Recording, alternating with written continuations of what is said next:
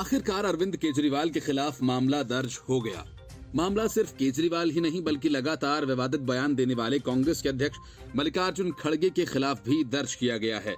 असल में मामला नए संसद भवन का है, जिसका उद्घाटन पीएम मोदी को करना है। कांग्रेस सहित 20 विपक्षी पार्टियों का ये कहना है कि भवन का उद्घाटन पीएम मोदी नहीं बल्कि राष्ट्रपति करें। इसके जवाब में बीजेपी ने तर्क दिया कि कई बार ऐसे मौके भी आए जब प्रधानमंत्री और राज्य के मुख्यमंत्रियों ने कई ऐतिहासिक भवनों का उद्घाटन किया। वहीं अब कांग्रेस अध्यक्ष मल्लिकार्जुन खड़गे और दिल्ली के मुख्यमंत्री अरविंद केजरीवाल के खिलाफ भड़काऊ भाषण देने के संबंध में मामला दर्ज किया गया है। दिल्ली के सीएम अरविंद केजरीवाल कांग्रेस अध्यक्ष मल्लिकार्जुन खड़गे और अन्य के खिलाफ समूहों के बीच दुश्मनी को बढ़ावा देने के इरादे से नए संसद भवन के उद्घाटन के आयोजन के संबंध में राष्ट्रपति द्रौपदी मुर्मू की जाति का हवाला देते हुए भड़काऊ बयान देने की शिकायत दर्ज की गई है। इनके खिलाफ धारा 121, 153A, 505 और 34 आईपीसी के तहत मुकदमा दर्ज किया गया है।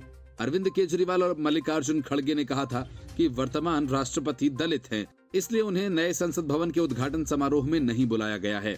इस मामले पर दोनों नेताओं का काफी विरोध भी हुआ था और बीजेपी ने निशाना भी साधा था। वहीं अब इस पूरे मामले को लेकर मुकदमा दर्ज कर लिया गया है।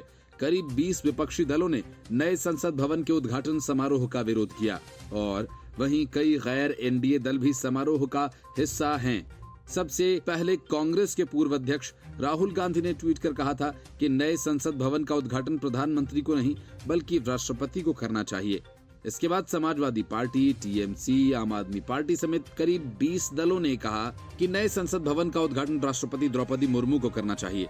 मायावती की पार्टी बीएसपी, पूर्व प्रधानमंत्री एचडी देवेगौड़ा की पार्टी जेडीएस, प्रकाश सिंह बादल की पार्टी अकाली दल समेत 7 गैर एनडीए दल नई संसद भवन के उद्घाटन समारोह में हिस्सा लेंगे और इन दोनों ने नए संसद भवन का स्वागत किया और देश को इसकी जरूरत है। Bureau report, news of India. Transfer posting का अधिकार मिलते ही आम आदमी पार्टी की सरकार के मंत्री अफसरों के साथ दुर्व्यवहार करने में लगे हैं। एक महिला आईएएस अधिकारी से सौरभ भारद्वाज ने इतना गलत व्यवहार किया कि उन्होंने भविष्य में बिना पर्याप्त सुरक्षा के सौरभ भारद्वाज के साथ किसी भी बैठक में शामिल होने तक से इनकार कर दिया। आईएएस अधिकारी और दिल्ली सरकार में विशेष सचिव किन्नी सिंह ने सेवा मामलों के मंत्री सौरभ भारद्वाज पर अपमानजनक और पीड़ाजनक व्यवहार करने का आरोप लगाया और महिला अधिकारी ने खुद को सुरक्षा दिए जाने की गुहार भी लगाई और इस पूरे मामले पर सत्तारूढ़ आम आदमी पार्टी ने महिला अधिकारी के आरोपों को पूरी तरह से गलत करार दिया। महिला अधिकारी ने दावा किया कि अधिकारियों को उनकी सरकार के मंत्रियों के खिलाफ शिकायत करने के लिए मजबूर किया जा रहा है। महिला अधिकारी किन्नी सिंह ने कहा कि जब तक कि पर्याप्त सुरक्षा उपाय और उचित आचरण सुनिश्चित नहीं होगा, उनके लिए सेवा मंत्री के साथ किसी भी व्यक्तिगत बैठक में भाग लेना मुश्किल होगा। किन्नी सिंह ने 16 मई को मुख्य रिपोर्ट गृह मंत्रालय और उपराज्यपाल कार्यालय को सौंपी गई एक घटना रिपोर्ट में भारद्वाज और सेवा विभाग के अन्य अधिकारियों के साथ बैठक के बाद शिकायत की। महिला अधिकारी ने कहा कि वह अन्य अधिकारियों के साथ 16 मई को अपनी ड्यूटी करने के लिए भारद्वाज से मिलने गई थी। मुझे भरोसा नहीं है कि व्यक्तिगत बैठक के लिए बुलाए जाने पर मेरी सुरक्षा और सम्मान सुनिश्चित किया जाएगा, इसलिए मुझे सूचित करना पड़ा कि मेरे लिए मंत्री सौरभ भारद्वाज के साथ किसी भी व्यक्तिगत बैठक में शामिल होना मुश्किल होगा जब तक कि पर्याप्त सुरक्षा उपाय और उचित आचरण सुनिश्चित न किया जाए। इस प्रकार महिला अधिकारी ने मंत्री पर कथित अप्रत्याशित पीड़ाजनक व्यवहार का आरोप लगाते हुए पर्याप्त सुरक्षा दिए जाने की गुहार लगाई। वहीं आम आदमी पार्टी ने आरोप लगाया कि अधिकारी की शिकायत भाजपा की सस्ती राजनीति थी। इसके साथ ही आपने सवाल किया कि क्या कुछ ऐसा पहले भी किसी ने सुना है। इसके साथ ही आम आदमी पार्टी ने अपने बयान में कहा कि सौरभ भारद्वाज बहुत ही भद्र व्यक्ति हैं। वह अपने विरोधियों के साथ भी काफी विनम्र रहते हैं। अधिकारी भाजपा के दबाव में ऐसी शिकायतें कर रहे हैं।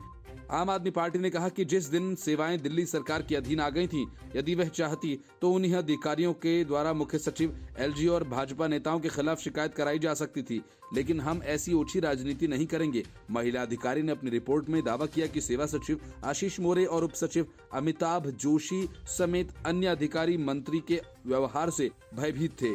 मंत्री फाइल्स के बारे में पूछताछ कर रहे थे और उन पर एक कागज पर हस्ताक्षर करने का दबाव बना रहे थे। Bureau report, news of India. Delhi high court ने गांधी वाड्रा परिवार को तगड़ा झटका दे दिया। हाईकोर्ट ने राहुल गांधी, सोनिया गांधी और प्रियंका गांधी वाड्रा की याचिका खारिज कर दी।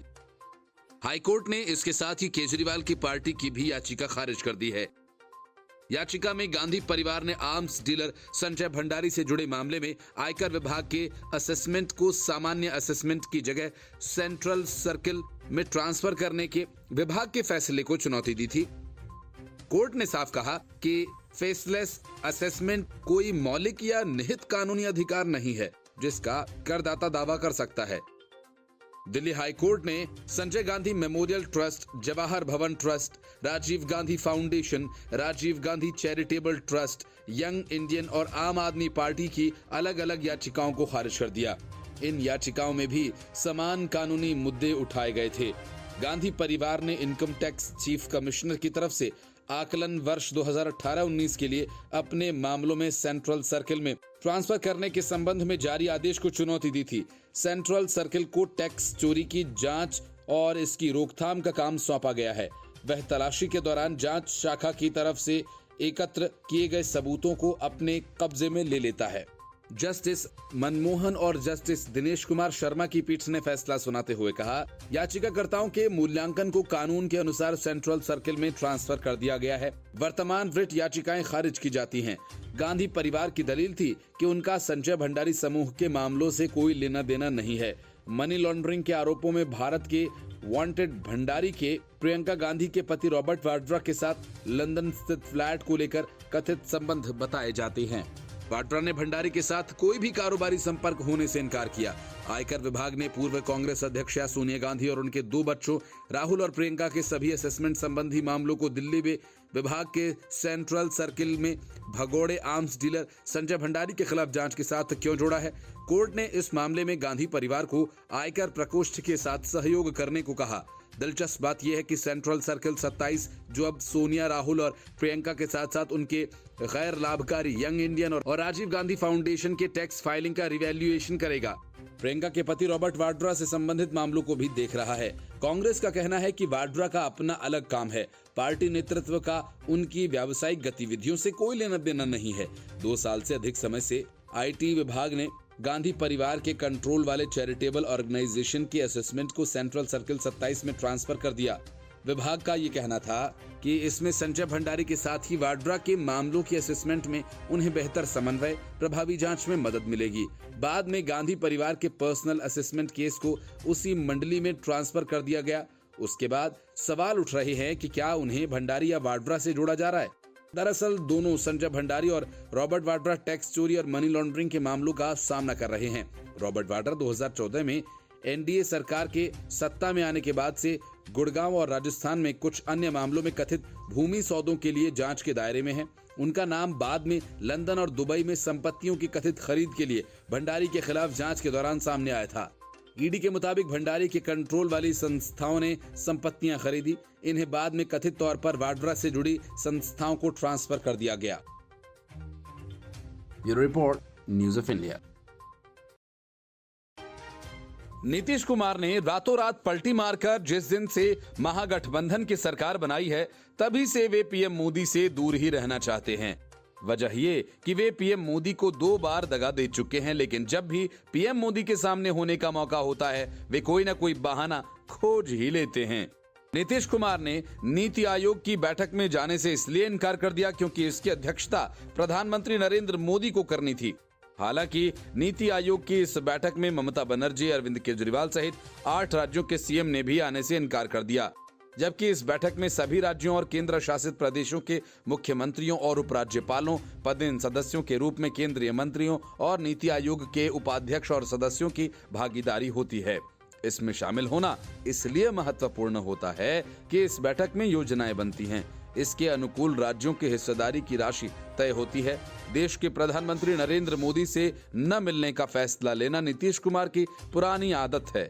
नीतीश कुमार जब एनडीए से नाता तोड़ते हैं तो आमतौर पर पीएम के कार्यक्रम से खुद को दूर रखते हैं।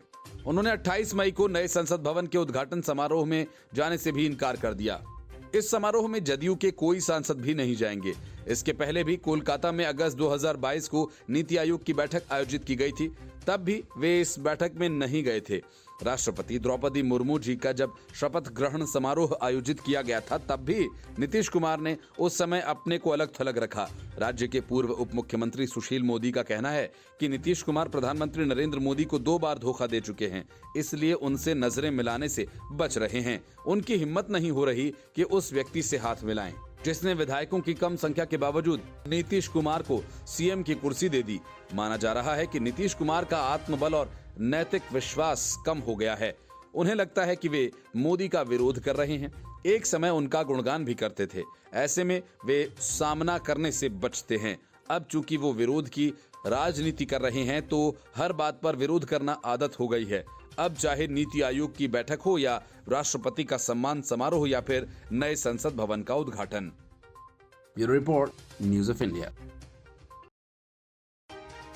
अरविंद केजरीवाल और आम आदमी पार्टी के लिए ये खबर परेशानी बढ़ाने वाली है कि शराब घोटाला मामले में अदालत ने सीबीआई की तरफ से दायर की गई सप्लीमेंट्री चार्जशीट मनीष सिसोदिया के खिलाफ समन जारी किया है।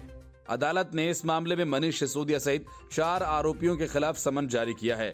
कोर्ट ने मनीष सिसोदिया, अर्जुन पांडे, बुच्ची बाबू और अमनदीप ढल के खिलाफ दायर सप्लीमेंट्री चार्जशीट पर संज्ञान लिया। चारों को 2 जून के लिए समन जारी किया गया।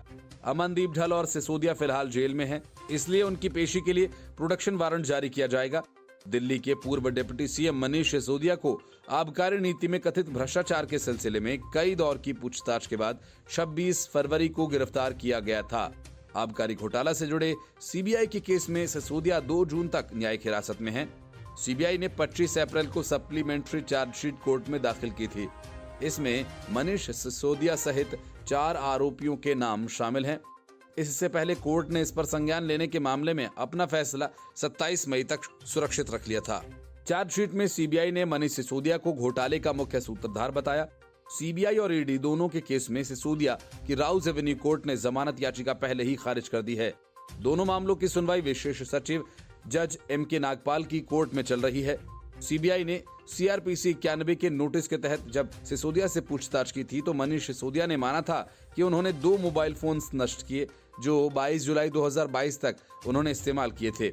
ये बात तब भी सीबीआई ने सप्लीमेंट्री चार्जशीट में मेंशन की थी। सीबीआई की चार्जशीट में मनीष सिसोदिया, बुच्ची बाबू, अर्जुन पांडे, अमनदीप ढल को आरोपी बनाया गया है। Bureau Report, News of India.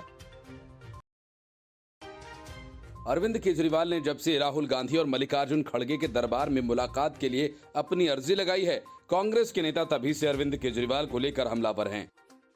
हर दिन कोई न कोई दिल्ली कांग्रेस का नेता केजरीवाल पर निशाना साध रहा है। कभी अजय माकन तो कभी संदीप दीक्षित, कभी अलका लांबा आम आदमी पार्टी और दिल्ली के मुख्यमंत्री अरविंद केजरीवाल को घेर रहे हैं। केंद्र के अध्यादेश को लेकर दिल्ली के मुख्यमंत्री विपक्ष को एकजुट करने में लगे हुए हैं।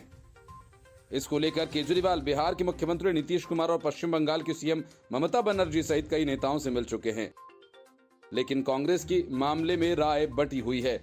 इसको देखते हुए 29 मई को पार्टी अध्यक्ष मल्लिकार्जुन खड़गे ने मीटिंग बुलाई है, लेकिन इसी बीच कांग्रेस ने आम आदमी पार्टी के राष्ट्रीय संयोजक केजरीवाल पर हमला किया। दिल्ली कांग्रेस ने प्रधानमंत्री नरेंद्र मोदी और केजरीवाल की फोटो शेयर करते हुए लिखा कि आम आदमी पार्टी और बीजेपी एक दोस्त हैं, दोनों ही फेक हैं। कांग्रेस ने मोदी सरकार की पहचान जुमला और भ्रष्टाचार बताई तो केजरीवाल सरकार की पहचान हवाला और घोटाला बताई। कांग्रेस अध्यक्ष मल्लिकार्जुन खड़गे ने ये मीटिंग ऐसे समय में बुलाई है जब केजरीवाल ने हाल ही में खड़गे और राहुल गांधी से मिलने के लिए समय मांगा था। इसको लेकर केजरीवाल ने ट्वीट किया, कांग्रेस अध्यक्ष खड़गे की और राहुल गांधी से भाजपा सरकार के अलोकतांत्रिक और असंवैधानिक अध्यादेश के खिलाफ संसद में कांग्रेस का समर्थन हासिल करने और संघीय ढांचे पर हमले और मौजूदा राजनीतिक स्थिति पर चर्चा करने के लिए मुलाकात का वक्त मांगा है। सूत्रों का कहना है कि कांग्रेस विचार कर रही है कि केजरीवाल का अध्यादेश को लेकर समर्थन करना चाहिए या नहीं।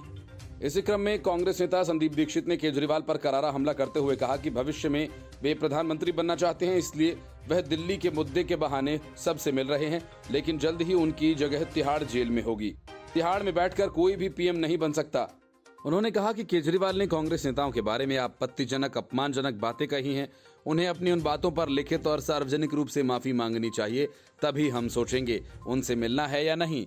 इससे पहले संदीप दीक्षित ने कहा था कि अरविंद केजरीवाल दिल्ली में बिल्कुल अत्याचारी और पूरी तरह से बेईमान और भ्रष्ट सरकार चला रहे हैं। कांग्रेस तभी उनके साथ खड़ी हो सकती है जब हम अपने सिद्धांतों और संविधान की अपनी समझ दोनों के साथ विश्वासघात करें।